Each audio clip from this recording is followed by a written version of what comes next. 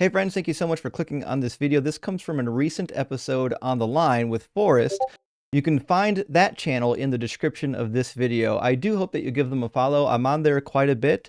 And last but not least, remember every time you click, watch, like, and share my stream, whether it's a clip from the line or whether it's an original clip from my station, it really does help the channel quite a bit. I do have other ways that you can choose to support the channel if you like the work that I do. I have a Patreon, you become a member. But I really do appreciate everybody, even if you just stop in and watch a video. Every video view helps. Hope you enjoy this one. So, Billy, welcome in. You're on the line with Justin, and momentarily you'll also be on the line with Forrest. How you doing? Good. How are you doing today? I can't complain. So you're a theist, and it sounds like, and I'm spitballing here, you're a Christian? I am Christian, yeah. Gotcha. And you're asking what are our main points against Christianity? I can easily go over my main points, but I'd be curious to know what are the reasons why we would think Christianity is true. Okay. So starting off here, so I just listened to your very, very long conversation with Ryan there from Florida. And you guys kind of went in circles, which by all means, like not, I don't really care all that much. But for me to have a conversation, I want essentially you to explain to me why you don't believe in it, so then I can come back and try to contradict it. Or vice versa. If you would rather the contrary, that's fine. But I'm more interested in hearing why you guys have such strong beliefs that it doesn't exist. Rather than, I think, to fight the argument in the sense of me explaining to you why it's real, could you explain to me why it's not real? I think would maybe be more beneficial to the conversation than me trying to explain my rationales. Yep, easy enough. I think there's a couple reasons. Maybe the quickest reason and most obvious is that the Trinity is logically flawed. It breaks the law of identity, and I don't think that the law of identity has any exclusions. Number two, Jesus didn't fulfill a single messianic prophecy, and all the prophecies that are applied to him. Could you slow that down? I apologize. You're talking very fast. I'm just trying to catch what you're saying, so I understand it. Could you go back to the start there and just slow it down just a little bit? Yep. Point number one, the Trinity is logically invalid. Okay. Point number two, Jesus fulfilled 0 messianic prophecies, not even one. Not even riding the donkey. Okay. Number three, the Bible is full of contradictions, and I'm not inclined to believe that a book that contradicts itself is from God. So there's that. Number four is there are historical errors in the Bible, and I would say some big historical errors in the Bible. Number five is there are scientific errors in the Bible, some pretty massive ones. And I would say the last point, and this is a more controversial point, is if God isn't real, then obviously Christianity isn't real, and I don't believe in God, so that right out. Okay. So you have 6 points there. Let me restate them just so I make sure that we're on the same page here and I'm not misinterpreting what you're saying. So number one is you're saying the Trinity, it doesn't exist, like it can't logically exist, correct? Correct, yep. Okay. And then at the end there, you had said as well that you think that if the two kind of contradict each other, if God exists, then Christianity can exist, and you don't think God exists. That's your other point there. You think that there's historical inaccuracies. You think that none of the prophecies, you don't think those were fulfilled. You think there's historical, and did you say scientific as well? Did you say there was contradictions there as well? Yeah. Yep. Okay. Does that about cover it, or did I miss something there? I would add in theological contradictions, and that should wrap it up. Okay. So, all right, let's start there then. Would you be okay with me kind of not starting at your first point, starting somewhere in the middle, and then building from there? Whichever one you want. Okay, so I kind of wanted to know what you think contradicts itself in the Bible. Like, what are some of the contradicting beliefs that you feel are, these are completely contradicting each other, and why? Well, I think one of the main ones is a large theological contradiction, namely that the law of Moses was good and righteous and is for all generations, for all of eternity. It's not going to go away. Uh, God agrees with this in the Hebrew Bible. He says so in Deuteronomy 12:1, Deuteronomy 11:1, Deuteronomy 12:28, Deuteronomy 29:29, and Deuteronomy 30 verses 6 through 9, and also in 2 Kings chapter 17 and elsewhere. It's all over the Hebrew Bible. It's Okay, everywhere. so The I don't law have is notes forever. going into this, and I'm not an encyclopedia, so I don't know all of those off of the top of my head. So could you Sure. maybe dive a little bit more in depth there, and tell me, maybe just pick two that contradict each other, and you're talking verses, and then at the start there you had said with Moses. So could you kind of pick like one and then build off that, and then explain to me why they contradict each other? Yeah, we'll start off easy. Let's do Jesus' own words, Matthew 5. You go to Matthew 5, verses 17 through 19. He is talking about the law of Okay. Moses. He says, "Do not think that I've come to abolish the law or the prophets. I have come not to abolish, but to fulfill. For truly I tell you, until heaven and earth pass away, not one letter, not one stroke of a letter will pass from the law until all is accomplished. Therefore, whoever breaks one of the least of these commandments and teaches others to do the same will be called least in the kingdom of heaven. But whoever does them and teaches them will be called great in the kingdom of heaven." So, what this means is that until heaven and earth pass away, Jesus wants you to follow these laws. In fact, I would argue even further than that, but that's a whole different conversation. So, Jesus says, law's good, follow the laws. Follow? Right. Gotcha. Now, Paul says the exact opposite. If you go to Ephesians chapter 2, verse 14 and 15, he literally says that Jesus came to abolish the law. In fact, I'll pull it up real quick. He says, "He is our peace in his flesh. He has made both into one," referring to the Gentiles and the Jews. He says he has broken down the dividing wall, that is the hostility between us, abolishing the law with its commandments and ordinances, that he might create in himself one new humanity. So could you not argue that when Paul's speaking, he's talking on the behalf of the laws that had shifted away from morality and Christianity? And you kind of look at maybe like the temple and some of the other things where, there's prohibited actions being done, and the law was supporting those. Could you not argue that Paul was arguing that the law had shifted to the mannerism of protecting corruption?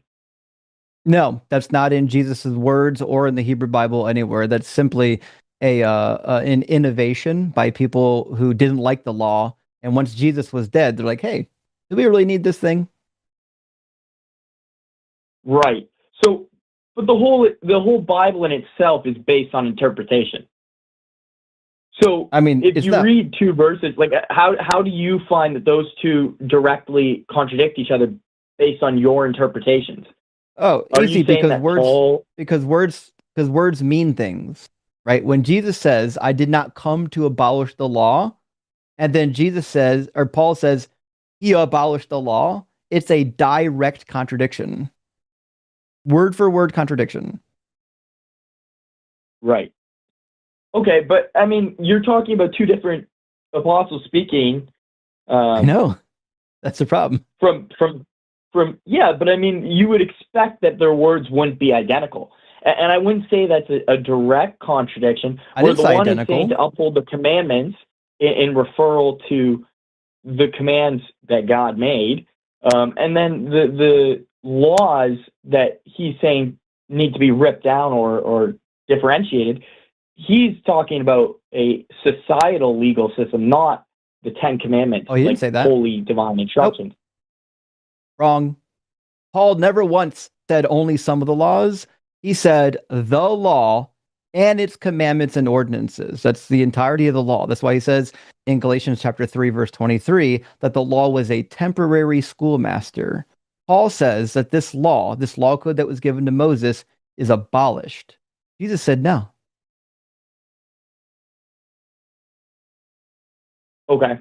Okay, so explain that. Explain to me why that in itself is so that contradiction. So you're saying that contradiction Yeah. exists, And quite frankly, I don't have the verses in front of me that you're reading, so I don't want to spend the whole phone call pulling up verses and trying to read into the perception of them, because I think that would kind of kill the conversation itself. So I think that everybody who reads them is going to have a different perception of how they read them and how they come across to them. So although I can understand where you're coming from and saying that's a contradiction, I think you're going to read a lot. It's a direct contradiction. May contradict itself, but still, no, it is a direct contradiction. Premise.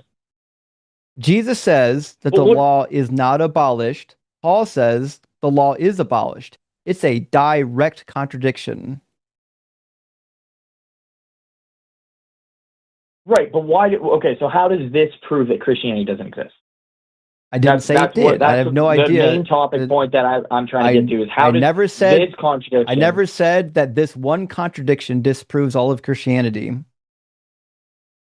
Okay. Now, to be sure, so it is a problem for Christianity. That's the point I'm trying. That's the conversation I'm trying to have. Is I'm trying for you to explain to me what proofs you would use. What proofs you would use to explain just to recap, Billy, I gave you 6 points, and you decided that you wanted to talk about contradictions. I didn't say that I wanted to talk about contradictions. I literally just said that I don't trust a book came from God if it did contain contradictions. I never said that if there's one contradiction in the Bible, then all of Christianity is false.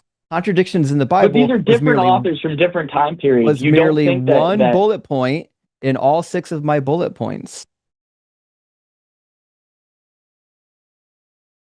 So you think that in the Bible there can be no contradictions, and nope, if there's one contradiction found, then that literally the opposite of what I just said. And now you're just like concussed and dazed and confused. I didn't say that at all. None of that left my mouth. I'm asking you how you would, like, okay, so although you're saying that there is contradictions and then therefore the book is not accurate and therefore Christianity, right? Am I understanding that argument correctly? No, I didn't say that. I don't know why you can't grasp this. I said, okay, so I personally don't trust that a book came from God if it contradicts itself. That doesn't say anything about Christianity. The book could be wrong. Believe that God has a... The book could be wrong. Just hold on, Billy. The book could still be wrong, and Christianity could still be true. The book is not equivalent to Christianity. Do you understand? You're saying that you don't think God would write a book that isn't 100% accurate. Is that what you're getting at? If there's any contradiction in it, it couldn't have been written by God. Can God tell a lie? Well, I wouldn't say necessarily a lie. I would say that you have different authors in this book from different time periods. Could God say a lie? I don't know. You know, I would say it's morally incorrect. Numbers 23:19 says he can't. Numbers 23:19 and 1 Samuel 15:29 says no. So listen, if God wrote a book, right, he should make it accurate. If he's making a book for us to read, that is his divine revelation, and it says things that are untrue, then that I'm inclined to believe it didn't come from God, or God's a prick that wants to lead us astray. Do you think God wants to deceive us? Well, no, but you're okay. Well, the point I'm trying to make here is you have different authors throughout the book who are speaking through God, right? That's the understanding of the Bible. Is they're God speaking through them, their messages from God and writing them in this book and putting together a perception of very different views upon different periods of time that all kind of go along the same line. I wouldn't say that those are major contradictions in those two verses, and I wouldn't say a lot of it is a major contradiction. Whether you should follow the law that God literally spoke to Moses, whether you should follow the law that God spoke like verbally to Moses is a huge problem. Like a huge chunk of the Hebrew Bible is dedicated to, if you don't follow this law, horrible things will happen to you. This is a huge problem. If you think that the following the law of Moses is just like a minor theological issue, like you're dreaming, my man. That's a huge issue. In fact, the New Testament spends a great deal of time on this one issue because it was a big deal. Right, but what we're comparing right now is Old Testament to New Testament. And if you've read through the Bible, I didn't do that. You said you had extensive Christian background, so you have the Old Testament and the New Testament are completely different segments. He's just dazed and confused. I read you Jesus's words and Paul's words, and then both of those words are in the New Testament. Right, but now you're talking about Moses, which is Old Testament, which is completely different. Yeah, because Jesus mentioned completely Moses. Different beliefs. Yeah, Jesus and Paul mentioned Moses, which is why it's involved in the conversation. The contradiction I showed you is between Jesus and Paul. I didn't say this is a contradiction between the Old Testament and New Testament, although it is. But the way that I framed it, you don't have to go that route. Now, that alone is only one problem. There are dozens and dozens of contradictions. For example, in Jeremiah 33, when the Messiah comes, also in Ezekiel 46, when the Messiah comes, the Levitical offerings are going to recommence. The Levitical offerings are going to go forever. There's going to be lambs, goats, bulls. Their blood's going to be spilled literally forever when the Messiah comes. That can't work with the New Testament. The New Testament says that Jesus is the final sacrifice and the law's been done away with. They're incompatible. Right. So you're saying so you're saying that when they're stating that the sacrifices are going to be done, that's New Testament. Then you're saying that Jesus is saying that law should be abolished. Is that what you're getting at there? And you're saying that those two Jesus never said that. Nope, Jesus never said that. So who are you saying said that? People after Jesus said that. People after Jesus. The book of Hebrews literally says that Jesus is the final sacrifice. He's the last one. There's no more Levitical sacrifices. Chapter 7 says the Levitical sacrifices are done because Jesus replaced the priesthood of the Levites. They're done. They're not going to continue anymore. The Old Testament, when it talks about the Messianic age, says there's going to be a king on a throne and there'll be Levitical sacrifices forever, which means the book of Hebrews and the rest of the New Testament is wrong. Jesus is not the final sacrifice. And that's a big theological issue. Okay, so let's get back. And I'm not saying you're wrong on any of this, because I think you have probably more information at your fingertips than I do at the point. And I don't want to argue show you the on verses. Specific. Yeah, I don't want to argue on verses or phrases because, quite frankly, that's not where I want the conversation to lead. I would rather much talk about. So you're saying that I wouldn't want to talk about the details of the Bible at all. That's not what I would do. So the Bible can be inaccurate and Christianity can still exist. You agree with that? I agree. Yeah, the Bible can say things that are inaccurate. Christianity still could be true, but also there are some things that if it contradicts Christianity, it can't be true. But one of those things is the Trinity. The Trinity is just logically incoherent, no matter what the Bible says. Okay, so I'll let you go into that because I think that's where you're leading. So go ahead. And also, the Bible contradicts that one too. By the way, just throwing it out there. I'm just here. I'm just listening. I'm just tuning in.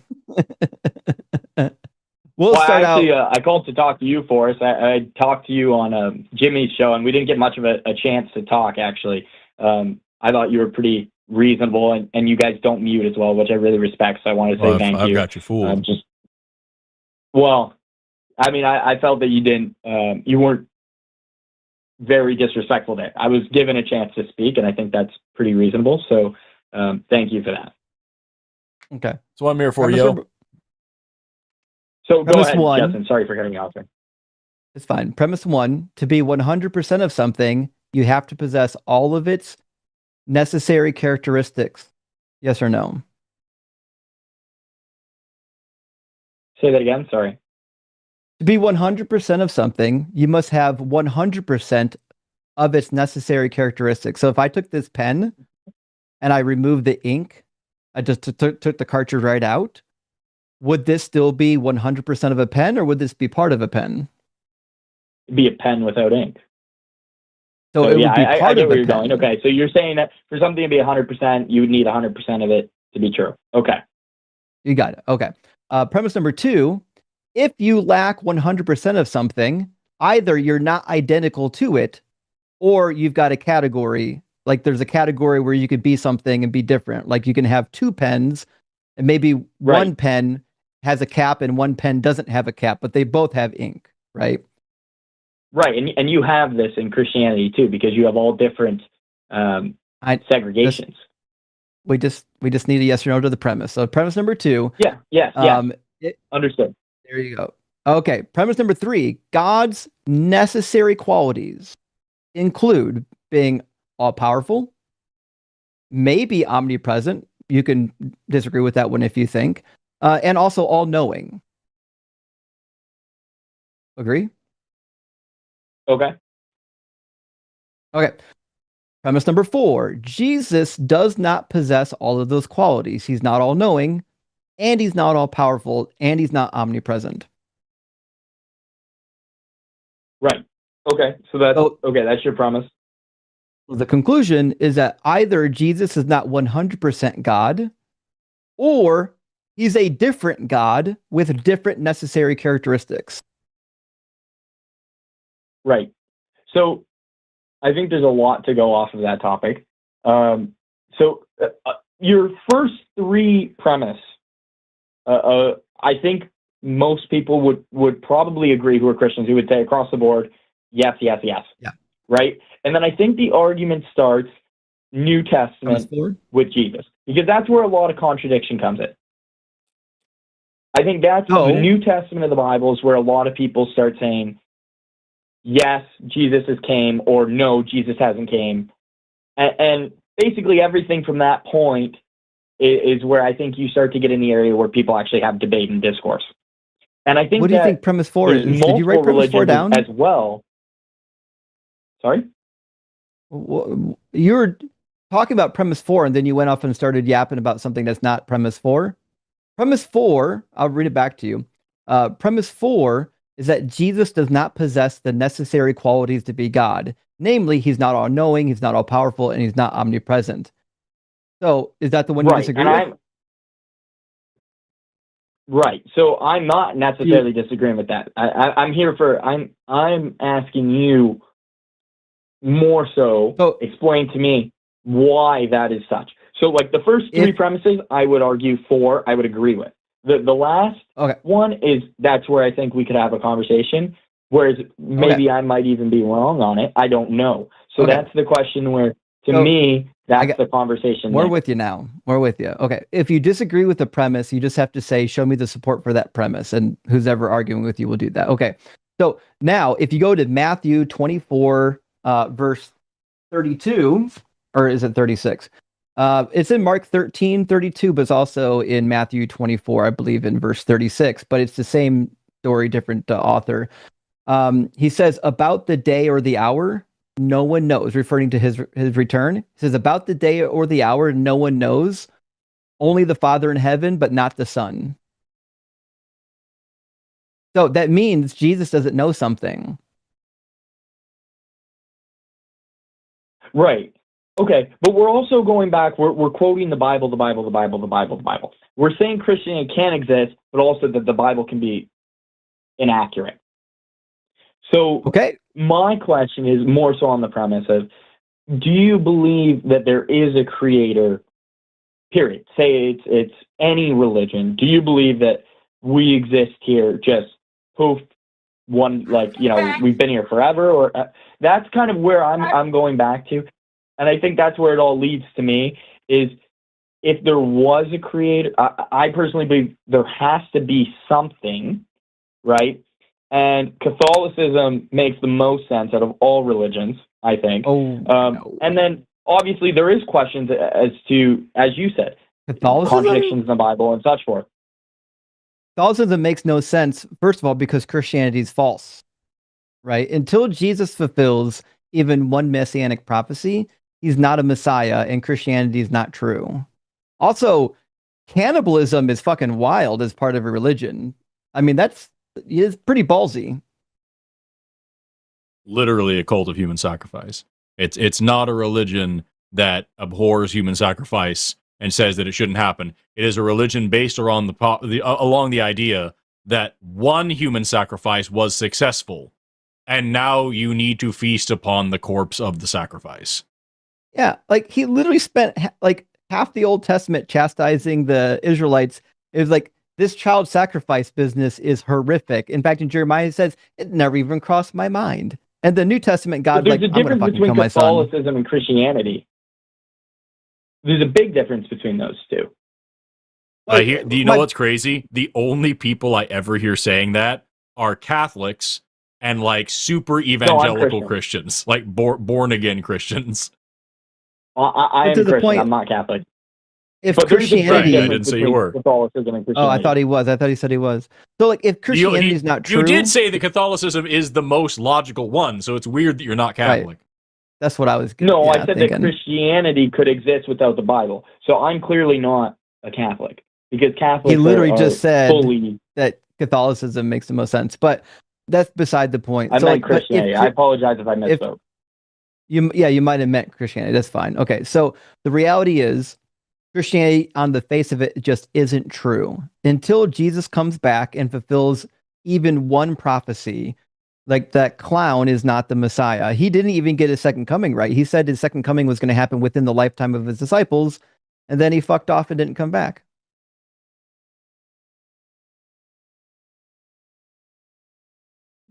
Right.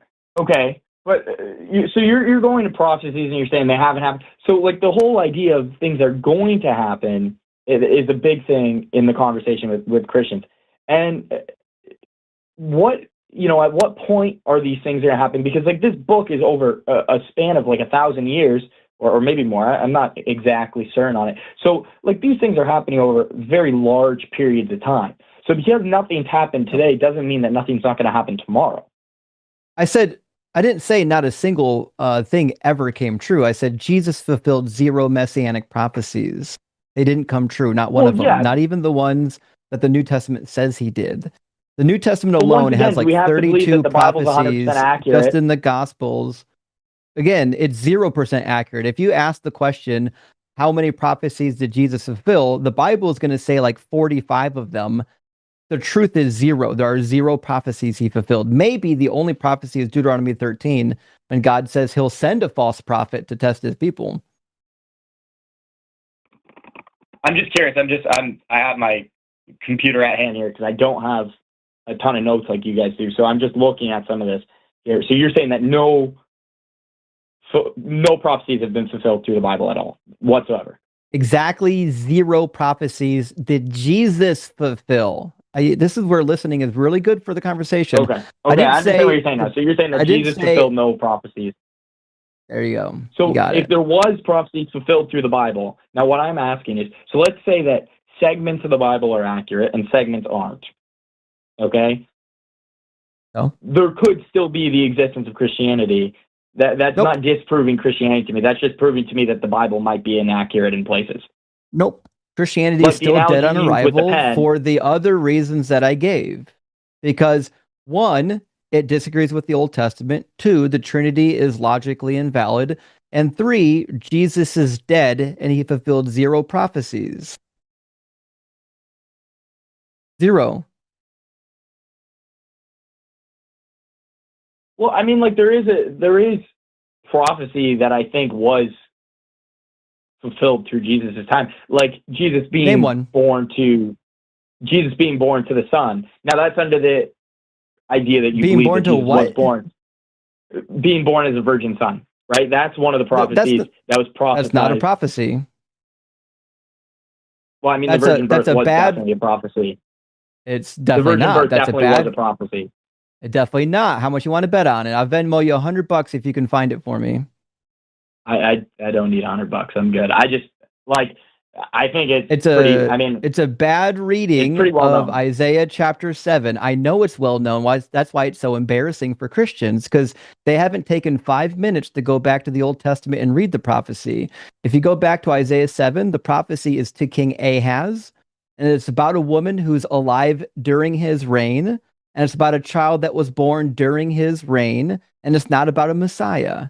It says, the Lord spoke to Ahaz, saying, ask a sign of the Lord your God, let it be as deep as Sheol or as high as heaven. But Ahaz said, I will not ask, and I will not put the Lord to the test. Then Isaiah said, hear then, O house of David, is it too little for you to weary mortals that you weary my God also? Therefore, The Lord himself will give you a sign. Look, the young woman is with child and shall bear a son and shall name him Emmanuel. He shall eat curds and honey by the time he knows how to refuse evil and choose good. For before the child knows how to refuse evil and choose good, the land before you, whose two kings you are in dread of, will be deserted. Because if you read earlier in the chapter, there are two kings that are attacking him. And God already promised once, and he does it another time after this, that it's okay. I'm going to wipe out these two kings. I'm going to bring Assyria down, and Assyria is going to wipe them out. So this prophecy is about a girl who's already pregnant. Ha'amahara in Hebrew means a pregnant young woman. The child was born 730 years before Jesus. So your argument is that the virgin birth prophecy is using a contextually inaccurate part from the Old Testament. That's what you're saying. It's contextually from the Old Testament. This was meant in a different context, and they're using this part from the Old Testament to validate the virgin birth prophecy. Yeah, that's right. It's contextually invalid. It's grammatically invalid, and it's also just linguistically invalid because they were reading from the Greek Septuagint. The Greek Septuagint says Parthenos instead of young woman, and they didn't realize that in classical Greek, Parthenos could refer to someone who is not a virgin. In fact, we've got the writings of Homer. You can read the Iliad and the Odyssey in Greek, and you'll find references to women that are called Parthenos, but they're not virgins. In fact, one woman who had a child by Ares is referred to as a Parthenos after she has the love child. Genesis 34 says that Dinah is a Parthenos after she's already been raped by Shechem. But when Matthew came along, the semantic range of the word was a little bit more narrow, and he's like, oh, Parthenos, maybe this is about a virgin birth. Maybe I can use this to my advantage. But he didn't understand classical Greek, which is embarrassing because if Matthew was an actual Jew, he should have been reading the Hebrew anyways. The fact that he relied on the Greek text is embarrassing. Even if you like the Greek better, he should have known at least what the Hebrew said, but he didn't. If he knew what the Hebrew said, he would have at least got the clue that Parthenos wasn't referring to a little virgin. Also, even if Parthenos could only ever mean an actual virgin, it's still improper to think that she's giving birth as a virgin. You can conceive as a virgin. You can have sex for the first time and conceive. Now, you can't give birth as a virgin, but you can conceive as a virgin. You can. You don't have to have penetrative sex to get pregnant. You can. True. Yeah. That's true. Right. Okay. So, yeah, I think these are all things we agree on. I will say this, Justin. I think you know a lot about what you're talking about. Now, I do think a lot of the Bible is down to perception, like as how you're reading it and like how different people will take it. So, as somebody without a Bible in front of me and a ton of verses in front of me, I think out of this, for me at the very least, I think it's going to make me read a lot more and maybe look into that and say, okay, you know, I agree with you maybe on some things, or maybe I disagree, and this is why. So I do appreciate that, because I think I'm probably going to go out of my way after this to go read more on some of these topics. Yeah. So I appreciate that. Fair enough. So let's go. Let's get out of the verses if you don't mind, because I don't think I'm going to be able to put up a good argument on that without having the right information in front of me, or just knowing it out front. We agree with that. Did you have a question for Forrest? I think you mentioned that earlier. So, I'm just kind of here. I think. Well, this is 100% up your alley, Joe. So I've been being very quiet. I've been doodling on my whiteboard a bit. The last thing I drew was all the different names I could think of for Jesus's dick. I got Christ crotch, holy hog, divine dong, crucicock is the one that I'm the most proud of. I'm very happy with that one.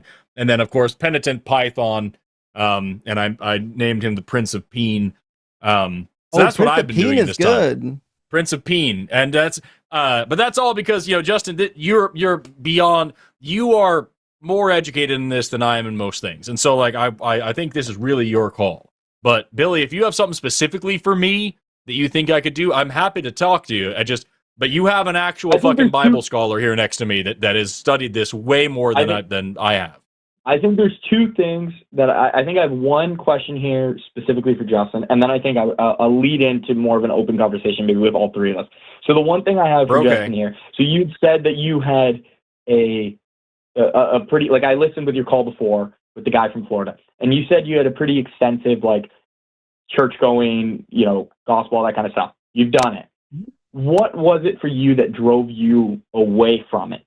Was it that you found that you became so, you read so much about it that you didn't find that it was accurate anymore? Or what was it for you that was the turning point where you were like, you know what, this isn't for me? Yeah, I mean, the Bible just wasn't true. Like, the more I studied it, the more I kept finding things that were problematic, and there were no really good answers for them. That's why, there's a joke in seminary. They'll call it the cemetery. That's where Christians go to die. The reality is, if you go into seminary thinking that you're going to have all your questions answered about the Bible, you're in a lot of trouble, because you're going to have a lot more questions than answers when you leave. But when I came out, first of all, I already knew that Jesus didn't fulfill any prophecies for real. Like, all of them were typological fulfillments or partial fulfillments. And like, I was on the fence of, like, being okay with that. But the reality is, even if you can get past that, the Bible has so many insurmountable problems that there's no reason to trust it. Like, if the Bible can't even get, like, the age of the earth right, or the shape of the earth, it says that the earth is a flat disc with a dome over top of it. If it doesn't even know the shape of the earth, listen, I'm not going to trust it on, like, metaphysics. It also says right, and I don't think it's going to be, and that grasshoppers are four-legged animals, and that bats are birds. And we're talking about contradictions. Like, fuck, man, Genesis 1 and Genesis 2 are completely different creation stories with completely different, like, origins of different animals and humans and everything else. One of them almost sounds like evolution, though. That's kind of cool. The point I was trying to say was, like, I think that if you look centuries back when this book was read, I don't think that they're necessarily going to be scientifically accurate on anything. I think, like, people are a lot more intelligent today than they were before. And let me, like, emphasize here that the point of the conversation for me here is I would love for somebody to prove. Sorry? Oh, yes. But I would say that you're stating when that God makes statements about the earth, should they be accurate? But that's third-party information. Through saying that, you're saying the Bible's accurate, right? So, like, there could be a God and the Bible be complete bullshit. Okay, so when the Bible says that God said something, should we believe he said it? Well, not necessarily. So I'm thinking that if you look at all of the books, I think the Bible is probably the most logical out of, if you look at Islam, Judaism, Christianity. I disagree. Christianity is probably the most righteous. No, okay, not even remotely the case. Listen, so we can disagree on that. I'm going to assume you haven't read any of the other religions, since you haven't read your own religion. So I don't know if I'm interested in you talking negatively about other religions, given that you don't even read your own holy book. So, like, no, listen, I've read a pretty good part of the Bible. It's just I don't have it memorized because it's what's unrighteous about Buddhism. Well, I didn't say Buddhism. What's unrighteous about Taoism? I said that I found Catholicism to be the most righteous, based on the information that I currently have. You said Catholicism. He's back to Catholicism. This motherfucker, keep doing it. He's a Catholic. This guy's a Catholic. It's weird that you repeatedly mix those up after making such a strong point that they are definitely different things. He's absolutely it's pretty easy Catholic. to do when you're talking about this stuff for over an hour. So what I'm trying to say here is, look, speaking of which, to me, the information that I have, I think that it's the most accurate. Now, I'm not saying that I'm the smartest guy in the world. I haven't read all of the books, and you can come to that conclusion when you don't have any information. Is it possible, Billy? Like, just is it possible for all of them to be right? well, I think it's possible for all of them to be wrong just as much. The point of the call from me, and I was getting to that point, not just as much. Man, I would love for you guys to be so right on the topic. It's not possible for all of them to be right. That I have an answer at the end of the call. I would like for you guys to be so accurate in what you say that I feel like I am 100% wrong at the end of this conversation. That's the point for me. Is now Justin seems really well versed in it. Can you explain to me so clearly and evidently that faith is bullshit, that it's false, yes, that you get your point across, that I would understand it? That's what the call is for me. Sure. So don't feel like I'm taking such a strong stance on any of these things. I may be incorrect on some of them. My question for you is, can you give me the information to prove it one way or the other? I can do the thing. You said just on the word that you just used when you said that faith is bullshit. Yes, I fucking can. But just so, is there any position ever, anything at all, that you could not believe based on faith? Well, yeah, I would say yes. What? What is a position you could not possibly take based on faith? That the sky's red. You could believe the sky's red based on faith. You could just say that maybe my eyes are broken and that I have some deficiency that makes me think it's blue. Maybe the color... Sorry, what's that? In fact, sometimes the sky is red. I don't know if you know this. It is true, yeah. It can be red all the time, yeah. Or that it's actually red in reality. I understand what you're saying now. Yep.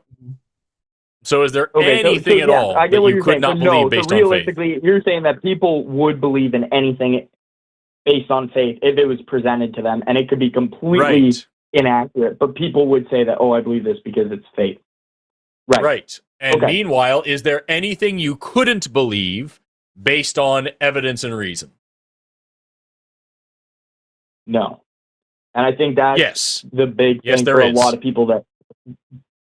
Well, that's what I meant to say. Is yes, like realistically, if you present the evidence and it explains it, then the thing you couldn't believe based on evidence and reason is something that does not have supporting evidence and is an unreasonable claim. And so here we have faith. You are calling in based on faith. You have faith in this God. You don't have good evidence for this God. You don't have good reason for this God. You have faith.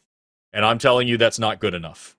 You wouldn't believe anything else. You shouldn't believe anything at all based on the reasons that you believe in this God.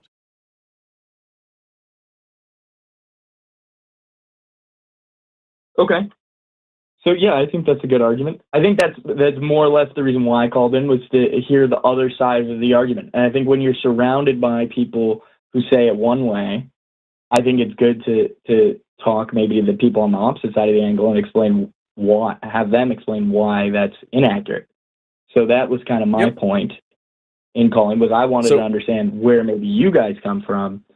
And there's no good reason to believe in a God and lots of good reasons not to, is our position. There's no good reason to believe in a God and lots of reasons not to. We're not saying that there is no God. We're saying we have no good reason to believe that there is such a thing. So until somebody proves that there is a God, we're not going to believe that there is a God. And if there was this God, I still wouldn't worship it. So that's the whole position. Let's use that to move into the thing I want maybe the three of us to talk about. So it's got to be fast. It's been 42 minutes, yo. So like we got to make it very quick. This is the thing you've been waiting for the entire time. Maybe the Bible might be inaccurate, and maybe the Bible might be inaccurate, and maybe it might not be Christianity. So you guys are saying that you don't think there's any God? Correct. I don't believe in a God. No. There's no reason to believe there is such a thing. So you believe the Big Bang and then evolution and all those stages. That's how you believe that everything was turned into creation, just like that. But how did that come to be? I don't believe in creation. Yeah, just to be clear, those things, those logical, those scientific theories do not preclude belief in God. There are plenty of religious people who also accept the scientific understanding of like the beginnings of this version of the universe that we understand now, the beginnings of time and space as we know them, the origin of stars and planets and galaxies, all these things we have evidence for, the beginning of life, the evolution of life. all of these things that we actually have evidence and reason for, there are plenty of religious people that believe all those things as well and are still religious. It doesn't preclude it or anything like that. Those are completely different claims. You don't think and indeed, there are people who are atheists who don't believe those things. Okay, so you don't think it would be like ignorant or naive at all to think that there isn't something or some system that created all of this for us to even have this conversation? There are lots of people. There are lots of people who believe that. There are lots of people who believe that, including, I'm pretty sure, the last caller who said that, you know, the universe can't come from nothing and somebody had to create the laws of the universe and therefore the order of the universe points towards intelligent design. There are people who believe in deistic evolution, that God created the universe so that everything that we see in planetary formation, evolution, all that would happen naturally. There are people who believe in theistic evolution, that God created everything and then guided the evolutionary process towards humans. And then there are also people who believe in human excluded evolution, that evolution happened naturally and normally through totally natural process for everything else, and then God made humans separately. There are people who believe in all these different things. I think they're all wrong. But religion and science are not, like, one does not preclude the other. I think they're incompatible. I think faith and reason are incompatible. But there are a lot of religious scientists out there that don't, and a lot of just generally religious people who don't think that way. At the end of the day, you are talking to two people who don't believe in any gods and do accept science because it is things that we have evidence and reason for. Okay. I think that's fair. I think it was really well put. I don't have any argument on that, quite frankly. I think that's a good point to end on. Do you accept evolution and the Big Bang and the age of the Earth being 4.6 billion years? I don't. As you stated there, I'm one of those people who, yes, science and religion, I believe, can be compatible. Like, I don't think that. Great. Because evolution is real and the Earth is a circle, I don't believe that God couldn't exist. So now, what I want you to do is a God.